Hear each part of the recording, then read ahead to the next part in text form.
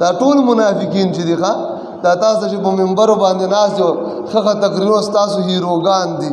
3-4 کاله مخکې به ما په منبر ویلو طیب اردګان منافق دی نو ډېر خلکو وګیدي چې ما ته بد کتلي په نیټو کې د ټولو نه غټه عیسا نیټو افواجو کې د طیب اردګان ده چې کوم د اسلام خلاف او د مجاهدینو خلاف جنګېدلی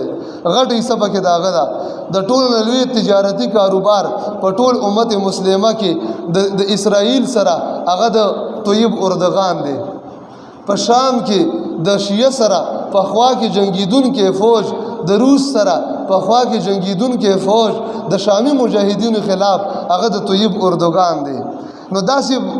نام نهاد مسلمانان بشمول ټول دنیا ټول پکې ساغشت د اسلام په اورانولو کې ټول پکې حق ادا کړی دی د کفر د غلامه حق ادا کړ